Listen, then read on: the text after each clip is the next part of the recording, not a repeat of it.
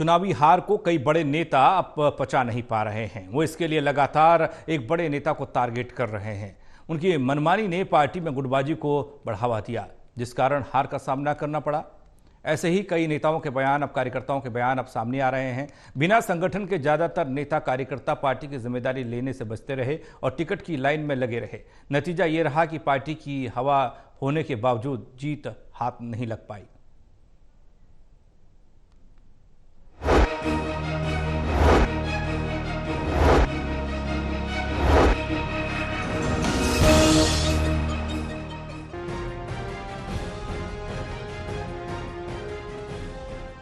प्रदेश कांग्रेस को विधानसभा चुनाव हारे पूरे 20 दिन हो गए हैं, पर पार्टी के कई नेताओं का गुस्सा और अफसोस मानो अब भी कम नहीं हुआ है।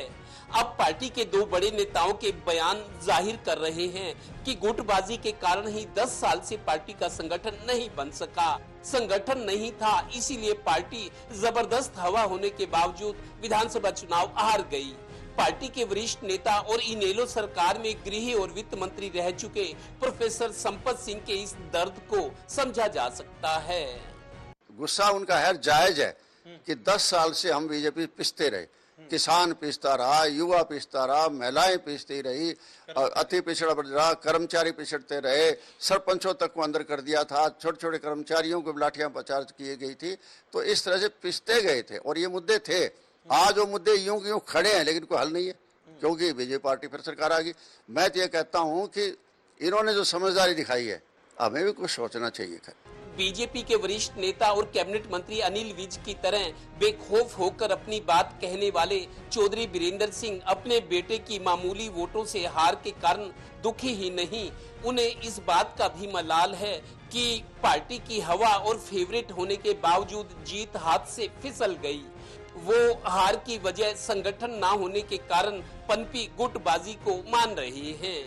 संगठन का पदाधिकारी हो, कोई सक्रिय कार्यकर्ता हो, वो पार्टी से अलग हटके पार्टी के विरोध में 10 बार सोचेगा जाऊं ना जाऊं।